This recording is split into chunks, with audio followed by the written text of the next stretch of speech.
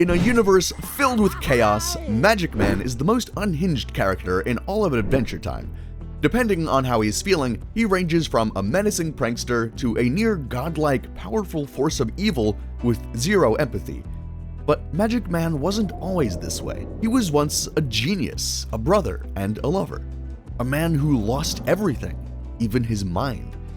But Magic Man's story of tragedy reveals something even deeper, which is how you can finally heal even after pushing everyone else away and are beyond your own redemption.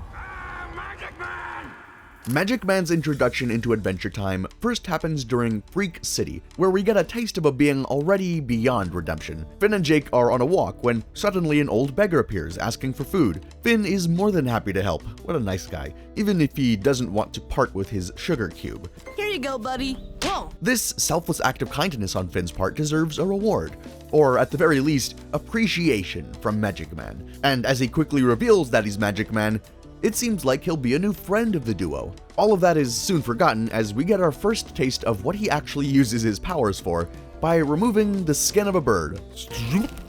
It's pretty gruesome. Away! Think happy thoughts. This is not some helpless beggar, as Magic Man himself made clear, but he's also not a good magician. And when Finn questions why in the world he would do that, he proceeds to change Finn into a gigantic foot, telling him it's time for a magical life lesson. This life lesson isn't exactly something deep or philosophical query, though. No, change me back! Not until you appreciate what a jerk I am. Awesome! Magic Man quite literally just turns Finn into a foot simply because he wants to be appreciated for being a jerk. We learn that Finn isn't the only one that Magic Man has done this to either. We can't ever beat him, so we've gathered here to wallow in our self-pity. Even when Finn convinces Gork and the other rejects that Magic Man is tormenting to team up to try to stop him, Magic Man is unfazed. And when Finn gives him the benefit of the doubt, Oh, you were trying to teach us to be kind without expecting anything in return. I should have given you that sugar cube without even thinking about a reward. Magic Man just shoots it down. Literally. Wrong! Yeah. Magic Man did torture these people for no other reason than to prove how evil he could be. He's kind of the embodiment of sadism, a villain who's not quite relatable to normal people. Unlike other more sympathetic villains, Magic Man is a jerk for the sake of being a jerk. He has reality warping, kind of almost infinite powers, but uses them to torture people until they realize that fact, just for the sake of the realization. Because you're just a big jerk. You finally learned your lesson. But even the most irredeemable villain does have a backstory, and for Magic Man, this backstory is filled with tragedy. We learned this in Sons of Mars. Grob Gob Globgrod, Magic Man's brothers, arrive in the land of Oo, intending to capture Magic Man and arrest him for his crimes. But Magic Man, using the last bit of his magic after Grob Gob Globgrod disables his abilities, swaps bodies with Jake. And this is when we first learn how bad Magic Man's crimes really are. They gonna put him on trial for my crimes. Ain't nobody gonna pardon these crimes on my head, not even the King of Mars. But Finn isn't ready to give up, and he travels with Magic Man back to his house to try and find a way to help Jake. And that's when we first see her. Who's this you're standing with in this picture? Magic Man doesn't even react when Finn asks the question. He's too far gone by now, but the little reaction we do get already gives us something. Whoever's in the picture was someone who got left behind. Memories drift in and out of my mind, and the little people get left behind. When Finn discovers Magic Man's Martian transporter and uses it to travel to Mars, we finally get an insight into who he cared about so much. And we learn that he wasn't always an unfeeling, magical being of chaos. He's even described as being really cool. It bums me out to see this. I remember when you were really cool, before that night you spent on Olympus Mons with Margles. Something happened. Something between Magic Man and Margles, the woman in his only picture, his only memory of his past life. Grob Gob Globgrod reads off his crimes. Abe Lincoln, who's the King of Mars, of course, still tries to give him that one more chance. Why did you go crazy? If you had just learned to care about living things again, you could have come back whenever you wanted. It's a chance that Magic Man has been given for over 200 years now. All he has to do is to care about living things again, and his life can be returned to the way it was. But they don't realize that it's actually Jake, and although Magic Man doesn't find redemption in this episode, we do learn that maybe there is a piece of him capable of it. Oh, Margles. In Time Sandwich, when we're once again faced with Magic Man's evil hoaxes, this time you get a different feeling. Knowing that he used to be different, and that just maybe there's a chance that he could change, you start to see his behavior in a different light. Of course, Magic Man is up to his old shenanigans, and he steals Jake's perfect sandwich. Magic Man, my sandwich! That's a good-looking sandwich. There's no larger scheme, no reason for Magic Man to do this. Even when he traps the sandwich in a time bubble, it's just for the love of the game, or so it seems. Look. Ah, that's gross! It's a horribly brutal loss for Jake, and that's what makes Magic Man enjoy it all the more. But instead of seeming like random, uncontrolled chaos, we now get the feeling that there might be more to it. Magic Man used to be a cool guy, and he even used to have someone he loved, Margles. So why did he change? Well, maybe the answer isn't who he's doing it to, or even what he does, but how they react. Our theory is that his sadism isn't random, it's calculated, even if it's influenced by his madness. The more joyful others feel, the more it reminds Magic Man of what he's lost. He's not unaware, even if he is insane. Any moment he spends remembering the joy he's lost is a moment of agony, so whenever he sees someone else happy, he sabotages it. And this theory is further supported when we learn Magic Man's true backstory. In You Forgot Your Floaties, Finn and Jake track down Betty to Magic Man's house. Magic Man's house. Likely he's got Betty under a mind control spell. It's here that we finally get to see his tragic backstory and learn what finally happens to make him go insane. Betty even asks the question that we're all wondering while the two are attempting to use Glob's helmet to transfer his powers to Magic Man. Like, who is Margles and why is there a picture of her on your shelf? Something there connects to who you are and your magic. Magic Man himself even admits that somewhere within him, he realized this is the case. He's driven by madness, but more fundamentally, by sorrow. A way to unclose the circuit of magic, madness, and sadness. Even though he claims there's nothing to see inside his mind, Betty quickly finds out this isn't the case, as she's transported there during their ritual. And it's finally here, inside the mind of Magic Man, that we see everything. That's our new planetary defense system. Yeah, Margles. Margles is your wife, dude. My wife was taken by Gulb. Right away, his tragedy becomes evident. After a tragic invasion by Gulb of Mars, where Magic Man's wife is taken, he tunnels his grief into creating a planetary defense system in the shape of his wife. When confronted by his brother, Magic Man protests, claiming that his feelings didn't get in the way. The defense system is just a symbol. But it isn't. It's his only way of coping with the fact that Margles is truly lost. I looked everywhere, you know. So what? Every dimension, every dead world. I even wished you back in Prismo's time room. It's not like Magic Man simply went insane the moment his wife died. He searched for her. He desperately tried everything he could think of for hundreds of years just to get her back. For hundreds of years, I held that sadness until my magic and science were strong enough to create you from my nightmares. When he was strong enough, he built a machine to get her back, no matter the cost.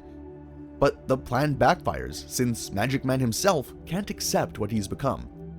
And at the very last second, it costs him everything. He loses his mind, his identity, and his very sense of purpose. The purpose that guided him for the past 200 years is gone.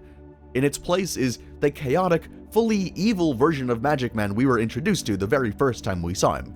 But how can he ever heal from this? How can he even make it up to all the people he's been a dick to for ages? After all, this is about going from your lowest point and somehow bringing it all the way back. When he finally loses his powers and You Forgot Your Floaties, the madness that his grief invited in is gone. We've learned that magic is connected to madness with the Ice King and Betty, and it's the case here too. And the next time we see him, he's Magic Man no longer, but Normal Man. It's Normal Man now. Yes, powerless, normal man. Now that he's back to normal, Normal Man isn't crazy. He's not even trying to torment anyone anymore. His only goal now? Reunite with his brothers and try to make amends for everything he's done. However, nobody trusts him. Quite the opposite. He's hated by everyone he's surrounded by because they can't believe he's changed and he's done some horrible things. Tiny Manticore even double-crosses Normal Man because he wants revenge for all of that time he spent in captivity. You messed with me for years. Now it's my turn to mess with you. Ah! After years of insanity, making amends seem almost impossible. It makes sense too. It's not like he can undo the pain he's caused, which means that anyone around him just has to live with it. Oh, hey! Got him. And not everyone likes those memories. Still, Normal Man is trying to change. He knows he doesn't deserve it, but he's trying to make things right between himself and anyone he's harmed. Sure, he's still awkward and a little bit weird, but he's sincere.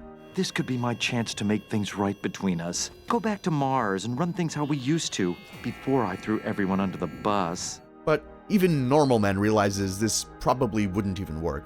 There's no way to make amends for everything he's done, and he's at rock bottom. He has no powers, no friends, and no identity. He's a shallow husk of any of his previous forms. And that's when he decides to face it. You know what, guys? I'll just go up there and let Tiny margle me off a cliff. It'll be good for Glob to see his trashy brother eat it finally. Normal Man accepts that he's been a trash brother and everything else.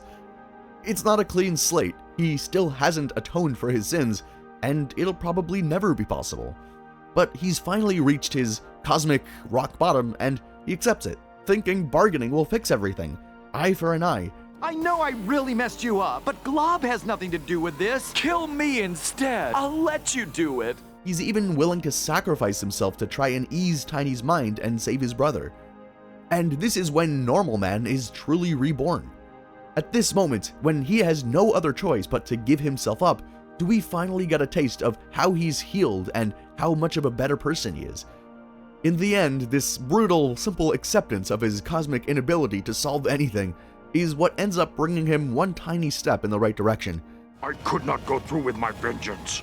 It wouldn't have accomplished anything. Revenge will accomplish nothing against someone who's already fully aware of how badly they've messed up. That's revenge enough.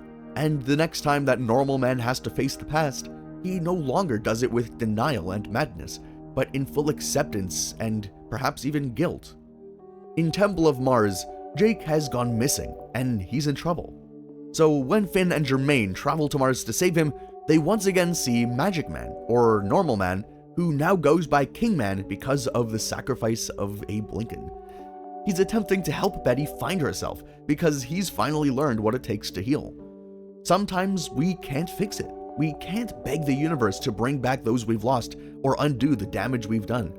Instead, to heal, we have to say goodbye. Finally, you've learned that most pressing of lessons, that sometimes, for our own good, we must accept the loss of that which we hold most dear. He is no longer a trickster, no longer evil, and not even a god. Instead, he's just a regular man who accepted his past. Even if he still loves Margles and still misses her, now he's just trying to make the best out of everything he has left, not just telling everyone he's changed, but actively showing it by doing his best for the people around him. In Come Along With Me, we get to see King Man one final time, and he's happy and seemingly fulfilled. It's a quiet, dignified ending, the kind of peace he never thought he deserved, and maybe he never did. But he spent the rest of his life doing his best for the people around him, and even if that didn't make up for the horrors he inflicted, maybe he did deserve peace in the end. He found his peace because he's able to live with his past and live with what he's become. Sure, he no longer has magical powers or the godlike abilities that set him apart from everyone else, but that all came with the insanity that caused the harm. He has his sanity now, he has hope now, and the ability to move forward as a newer, kinder man with the acceptance and adoration of his family and friends around him. It's more than anyone could ask for, but you let us know, does he deserve this kind of ending? I definitely think that Magic Man is one of the most interesting characters in Adventure Time, and he deals with his own grief in his own way, and often as one of the most strange and sadistic characters in the show before he becomes normal and King Man. But of course, dealing with grief is difficult. even when you're able to heal and move past it. If you'd like, you can go ahead and check out our new video on what Prismo teaches us about grief by clicking here next. And if you have any suggestions about what topic you would like us to cover, maybe some new cartoons or new topics in Adventure Time, please let us know and we can try it. We love hearing suggestions. Please give us a like, a comment, a subscribe, and we'll see you in the next video.